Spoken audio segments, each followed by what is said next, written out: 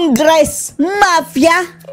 Isang malaking sindikato na ba itong ating kongreso ngayon, mga kababayan? Ha? Dahil tila na mafia daw, mga kababayan, ayon sa ating mga netizens. Ito si Representative Kiko Barsaga. Dahil sinuspindi po siya, mga kababayan, ng kongreso. Yung ethics complaint laban sa kanya, mga kababayan. Natalo siya sa botong 249, mga kababayan, na mga kongresista gusto siyang maparusahan. 5 lang, mga kababayan, ang tumampi kay Kiko Barsaga. Samantalang 11 ang nag-abstain, mga kababayan. Kita nyo, mga kababayan, halos lahat ng mga kongresista pinagkaisahan si Kiko Barsaga. Dahil lamang, mga kababayan, sa pag-i-expose ng kurakutan. Tingnan nyo. Akala natin, mga kababayan, wala na si Tambaluslos. Wala na siyang kamay dito, mga kababayan. Pero nagkakamali kayo. Kahit wala pa rin dyan si Tambaluslos, mga kababayan, ay nananatili pa rin nandyan ang mga kampon niya. Kasama ng kampon ni Bangag, mga kababayan. At mainit po ang pangyayari sa kongreso. Na kung saan, mga kababayan, binastos pa si Kiko Barsaga, mga kababayan, ng makasamahan niya. At pinatigil siya sa pagsasalita. Panoorin niyo po, ha? With 249 members voting in the affirmative. 245? 49. 249, Diyos ko Lord. Ito yung mga nasaktan, mga kababayan, sa sabi ni Kiko Barsaga. Natalamak na ang kurakutan dyan, mga kababayan, sa kongreso. Malamang sa malamang yung 249, lahat yan, mga kababayan, sangkot sa korupsyon dyan sa Congress. 5 in the negative, 11 abstentions. The findings and recommendation contained in committee report number 28 are hereby adopted. Adopted, mga kababayan. Buti na lang hindi natanggal, mga kababayan. Pero 60 days ang suspension sa kanya. 60 days. Madali lang naman yan, Kiko. Wag kang mag-alala. Pero ang delikado dito, mga kababayan, kung ituloy-tuloy dito nila. Hahanapan ng butas, mga kababayan, para hindi makabalik si Kiko Barsaga. Dahil patuloy ang kanyang mga expose, mga kababayan, eh. Majority Leader. Okay. Testing. Testing. I wholeheartedly accept the decision of the committee. Tinatanggap ko. But I maintain my stance that President Marcos must be held accountable for his crimes. Di ba? Nauna pa siyang naparusahan, mga kababayan, kaysa sa mga kawatan. Too many people have died and too much money was plundered from the Filipino people for us to stand down now. Tingnan nyo, mga kababayan, nasaktan ang mga buhaya dito, mga kababayan, sa kanyang speech. Dito sa paglaban niya sa kurakutan, ha? Sa kanilang hanay mismo. Whatever punishment may fall upon me and others who stand against this president who has lost his constitutional mandate. His constitutional mandate of serving the people is inconsequential. Ayan. Inistorbo na, mga kababayan. Relation to the amounts of lives and futures that will be saved when Majority President Leader. Marcos... Basta na, mga kababayan. Basta ma-mention na ang mga pangalan ng etong mga corruption lord, mga kababayan, Tambaluslos at saka si Bangag. Kanila itong gugurgor, mga kababayan. Tingnan nyo, na-mention si Bangag. Pinatigil. It took the deaths and imprisonment Point of order, Mr. Speaker. to bring Marcos Sr. to... Tapusin nyo na lang. Anyway, sinuspindi nyo naman Point of order, eh. Mr. Speaker. My punishment is only the beginning of our fight against... Mr. Speaker, may we recognize Wala, pinatayan na ng mga kababayan, microphone. Chairman Abalos. Grabe. To the rescue agad sila, mga kababayan, Stop! For the point of order. Udas ka. Sino ba ito, mga kababayan? Ito ba si Bunjidi? Parang deputy speaker ito, no? Mr. Speaker, point of order. Honorable JC Barsaga, Patapusin mo na. guys. JC. Mr. Abalos Speaker, is hereby recognized. Mr. Speaker, may Grabe, I recognize the respondent has already spoken. He has said that he has accepted. Grabe. Mga walang hiya, mga kababayan, Hindi man lang pinagsalita, mga kababayan, matapos silang, parusahan. Kahit isang minuto, wala pa yung isang minuto, pinatigil na nila, mga kababayan, mafia. Para talagang mafia, Congress mafia na ito, mga kababayan. Tila. Imposed penalty under the committee report. Therefore, I reiterate the Ito motion mga hudas, to consider the adoption of the committee report and call the roll of members for nominal voting. Ang nominal voting, 249 sa kanila, mga kababayan. Mr. Speaker, I just yielded to the Honorable Barsaga. The floor is mine. But Mr. Speaker, I have a point of order. Majority Okay. Leader. Grabe. Malaking, What's the point of order? parang mga sindikato talaga itong mga animal na ito, mga kababayan. Kung sino pa yung mga nag-i-expose sa kurakutan dyan, mga kababayan. Sila pa ang naunang naparusahan. Mr. Speaker, may I know from the chairman? Mr. Speaker, as sponsor of this resolution, I have not yet yielded my time to the respondent. Majority Leader. Etong anak ni Vilma Santos at Recto, mga kababayan. Oh, Diyos ko. Ito naman, magsalot, mga kababayan, kagula na yung ama niya. If the chairman Mm. so wishes, he has his time, Mr. Speaker.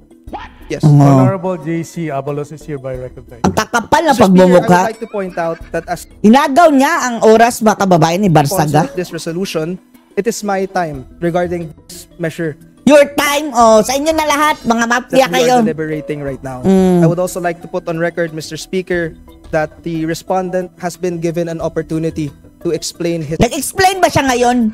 Hindi siya nag-explain ngayon. Statement na yan, mga kababayan. defense at the proper forum, and we have Proper forum. Tapos kung kayo privilege speech, mga kababayan, grabe, hindi napipigilan. accorded him that, Mr. Speaker. That is all, Mr. Speaker. Hudas! Maraming salamat po. Hudas, Distinguished mga colleagues, hudas. ang Oh. boto ko ay no, hindi dahil perpekto si Congressman Barzaga.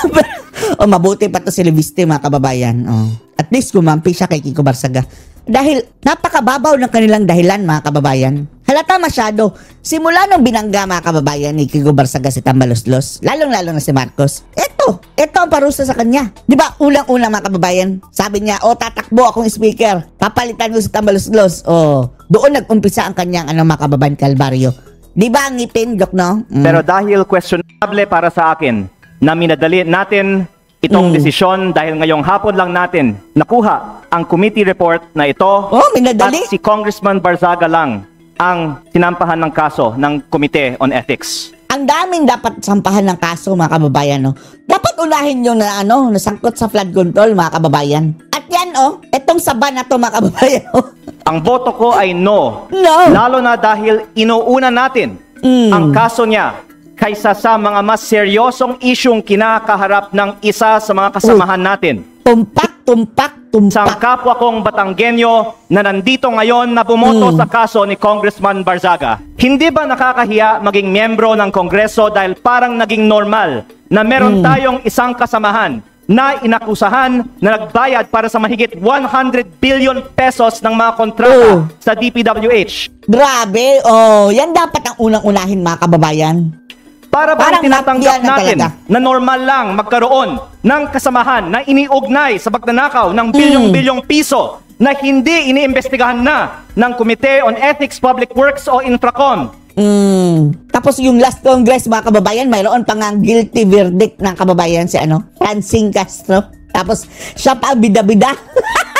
Yun ang dapat na ethics, mga kababayan. Samantalang inuunan natin ang kaso ni Congressman Barzaga habang hindi man lang natin pinaglalaanan ng Minadali. masusing atensyon ang mas mabigat na aligasyon, lumalabas na parang okay lang magnakaw sa Kongreso. Nakatala na sa Okay lang magnakaw. Ang nagrereklamo, siya ang mapaparusahan. kasaysayan na sa gitna ng matinding kontrobersiya sa korupsyon. Ito ang inuna ng Kongreso at parang lang walang mali sa ginagawa ng isa sa ating kasamahan. Hindi lang isa, marami. At Isa lang itong patunay, mga kababayan, kahit nagpalit ng speaker, hawak pa rin yan, bangag, mga kababayan. Kaya hindi mapagkakatiwalaan yung bonjing din na yan, mga kababayan. Sounds like bonji. tayo mismo ay ngayon sumisira sa imahe ng Kongreso.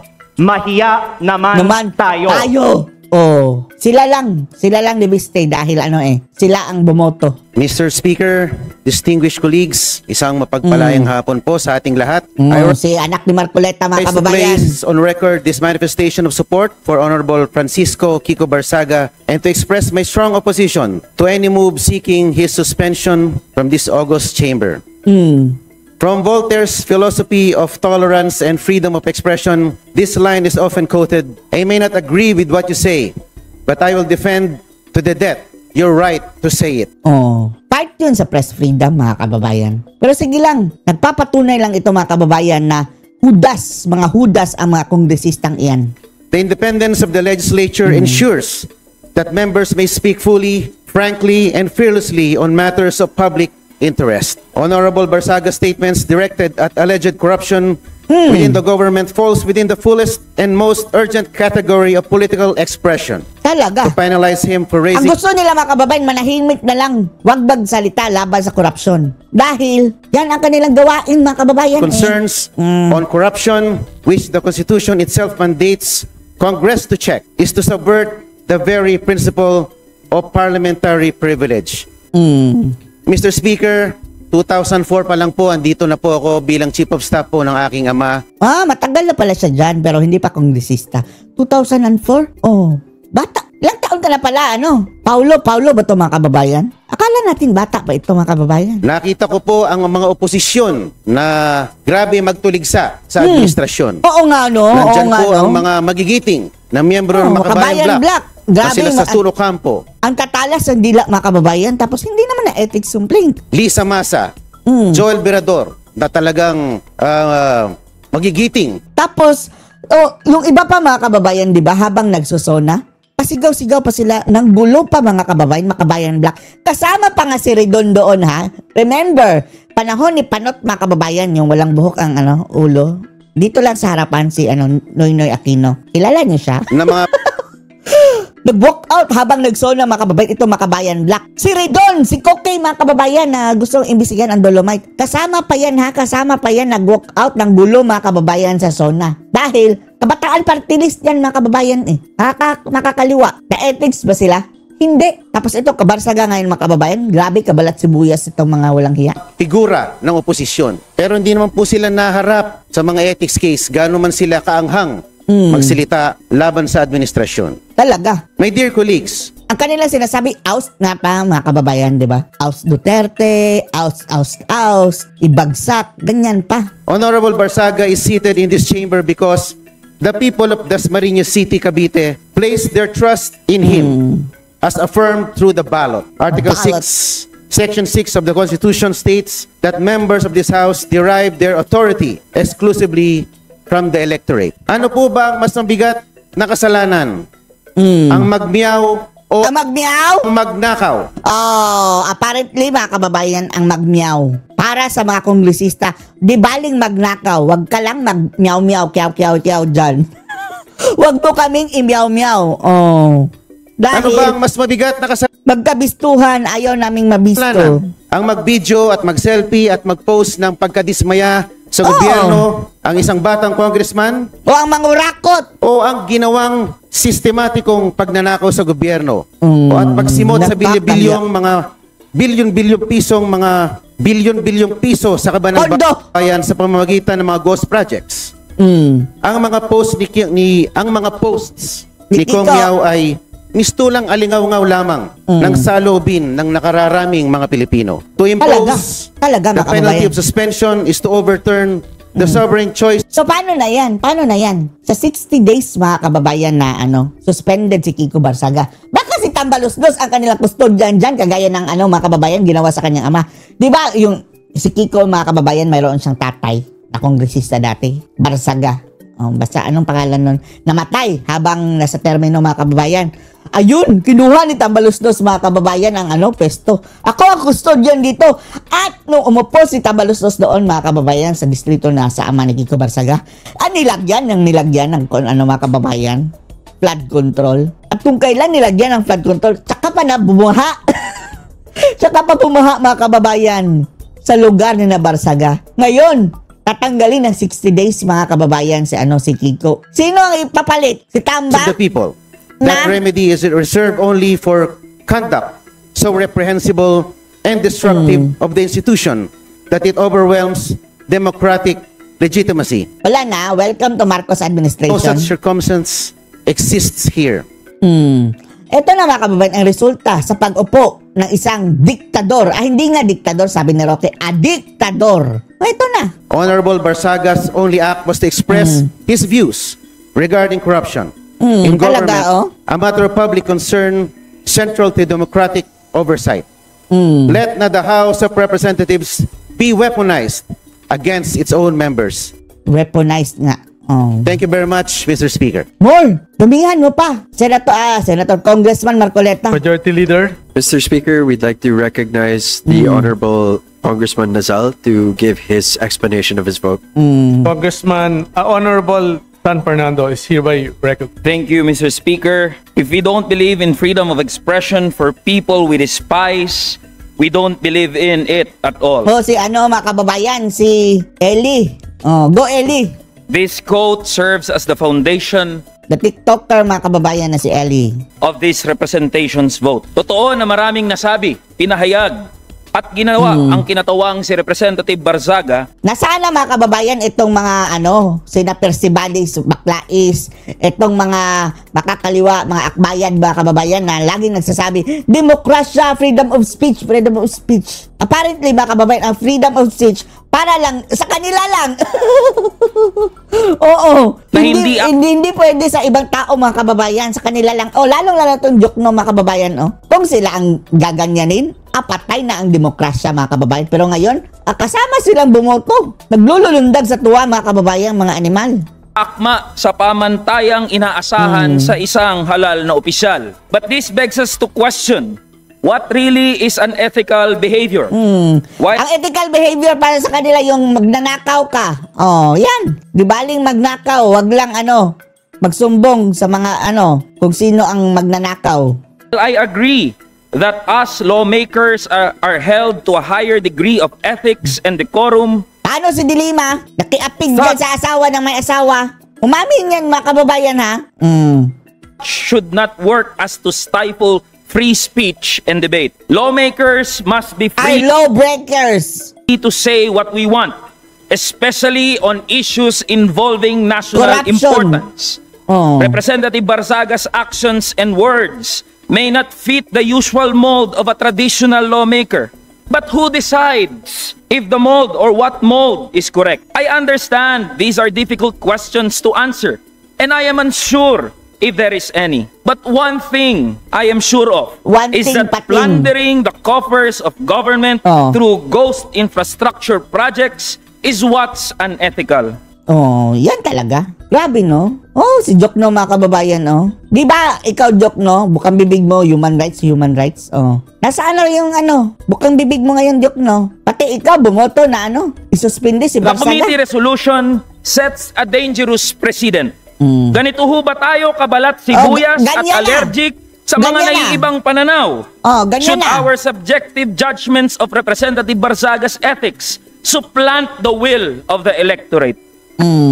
Ganyan na kabalat sibuyas at mafia. Natin ang mamamayan ng Dasmariñas ang humatol sa mga ginagawa ni Representative Barzaga. Kung siya ba ay karapat dapat na maging kinatawan nila. My dear colleagues, let us not erode whatever little trust that the public has left. Kaunti na lang ang trust na nga, mga kababayan, lalo pa nilang dinagdagan. Ang kanilang muhi ng mga tao sa kanila. Ay, For this house at a time where allegations of massive corruption has been plaguing our beloved institution. It is callousness to sanction one of its most vocal critics, however eccentric, uncouth, or unpalatable his mode of delivery may be. Hindi po sa pamamagitan ng aksyong ginawa natin kay Representative Barzaga mababawi ang kredibilidad ng ating institusyon. What we need is to bring the public's trust back in this house. And wala na. Ang tanging paraan is paalisin nyo yung presidente dyan. Tapos, itong kongreso, alisan na to totally, mga kababayan, ng mga insertion. At saka, yung budget na para sa kanilang mga, mga kababayan. Di umano yung mga proyektong mga bogus. This representation firmly believe that this move will not help us to move in that direction. Yun lang ho, Mr. Speaker. Marami hong salamat. Majority Leader. Ayan, ang mga kalaban na ng bayan, mga kababayan, magsasalita. Mr. Speaker, I move to recognize the Honorable Bong Suntay. Honorable Bong Suntay is hereby recognized. Mr. Speaker, distinguished colleagues, ang boto ko ay nakaugat sa malinaw at tahasang proteksyon na ibinigay ng konstitusyon. Proteksyon na hindi natin maaaring baliwalain dahil lamang hindi natin nagustuhan. Ay, hindi pala, mga kababayan. Kakampi pala ito. Ang pananalita ng isang kasapi. Ang boto ko ay nakaangkla sa pinakamamahal na kalayaan na pundasyon ng ating saligang batas. Nakaukit sa Article 3, Section 4, under freedom of speech, na nagsasaad na no law shall be passed abridging the freedom of speech, of expression, and of the press. Ito ang pundasyon ng lahat ng demokratikong lipunan. Its shield is broad and its protection is deep. It extends even to speech that is sharp, incendiary, or inflammatory. Constitutional protection is not limited to speech that is polite, convenient, or comfortable. This freedom is not ornamental. It is the lifeblood of a democratic discourse. The very air that allows truth to move, compete, and ultimately prevail in the marketplace of ideas. Balat sibuyas sila eh. In every Congress, in every era, disagreements, mabigat man o masakit, ay mangyayari.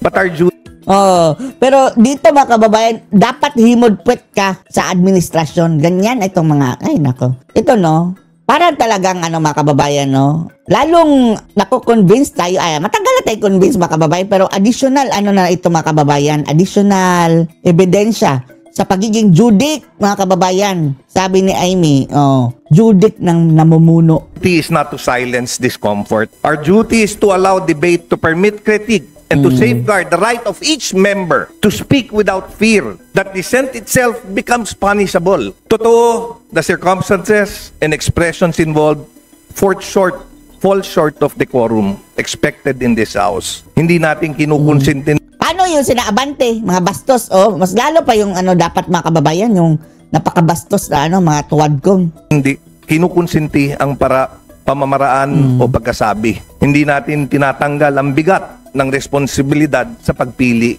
ng salita. Ngunit, falling short of decorum does not remove constitutional protection. The speech may be harsh. It may offend sensibilities. It may jar our sense of... Kasuhan nyo na lang ng libel. Kasuhan nyo ng libel kung ayaw ninyo. Ito mga kababayan, pinagkaisahan nila. Propriety. But as long as it remains within the realm of expression guarded by the Constitution, this chamber cannot treat protected speech as punishable misconduct. Democracy does not mature through silence or suppression. It goes through robust exchange, matinding banggaan ng pananaw o mga malalamang diskurso ng pag-iisip kung saan ang katotohanan ay siyang huling magtatagumpay. I cast a no vote because imposing sanctions. Oy, good job sa'yo ha, good job sa'yo. Akala natin ito mga kontrapartido. Ito mga here kababayan. Creates a chilling effect. Talaga. Not only on the member involved, but on all who depend on this chamber as a forum for candor, for courage, and confrontation when needed. Hindi ito ang panahon para paliitin ang espasyo ng pagsasalita. Ito ang panahon para palawakin, palakasin, at pangalagaan ito. Freedom of speech is not defended only when it is easy. It must be defended precisely when it is difficult. When the speech is unwelcome, unpopular, or uncomfortable. That is the true test of our commitment to constitutional principles. Thus, with earnest respect for this institution, wala kaming respeto dyan sa and with Kongreso. fidelity to the Constitution, I vote no. No. To uphold our most cherished freedom, to preserve the vibrancy of democratic debate, and to affirm the truth. The truth emerges only when ideas Yan mga nag-yes mga kababayan. Ganyan karami yung mga magnanakaw dyan. Sigurado tayo. Sila natamaan eh. Yung nireklamo ni ano, is yung nakawan. Tapos, ang umiyak mga kababayan, itong mga sinasabing mga magnanakaw. Ganyan karami ang mga ano mga kababayan dyan. Magnanakaw dyan sa Kongreso. 249. Yan siguro ang dahilan bakit ano mga kababayan. Ginantihan nila. are allowed to contend openly and without fear. Maraming salamat po. Maraming salamat. Mr. Speaker, I move to recognize the Honorable Robert Nazal for his explanation. Honorable Robert Nazal is hereby recognized. Thank you, Mr. Speaker, my esteemed colleagues. While I acknowledge the profound importance of maintaining and enforcing the ethical standards of this House, my vote of no reflects two deeply held convictions. First, although the respondent's conduct was inappropriate, crass, and unbecoming of a member of Congress, I respectfully submit that the proposed 60-day suspension is grossly disproportionate to the offenses alleged. Talaga. If he has indeed acted beneath the dignity of his office, then by all means, reprimand him, hold him to account. But discipline must always be commensurate to the transgression, and in this case, I believe this August chamber is responding with excessive severity. August chamber? November na tayo. December na! Ano meaning nga yung August Chamber? A reprimand with excessive Wala na no, mga kababayan. Parang hindi natin ramdam ang Pasko dahil dito sa mga buwisit na mga mga kababayan pinaggagawa ng Marcos administration. a reprimand Hindi na ako nakabili ng Christmas tree, mga kababayan. Dahil parang nakakawalang gana. Puro pagnanakaw ang mga kababayan inatupag ng gobyernong bangag. being the initial and least severe action should have been the proper first recourse, especially where the conduct, while objectionable, does not involve corruption, criminality, abuse of authority, or behavior so grave as to render a member unfit for office. Talaga. Second, voting no does not mean condoning his acts. It is instead a principled affirmation that fairness and due process are indispensable. The resolution before us does not specify the precise acts for which Representative Barzaga is to be sanctioned.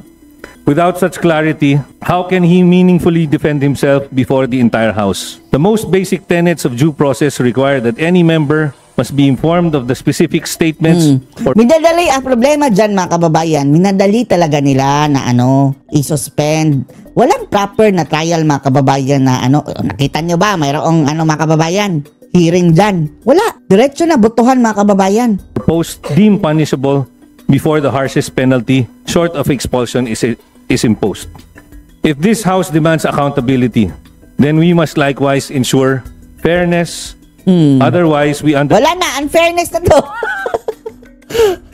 Walang fair sa amin dito. Diktador kami.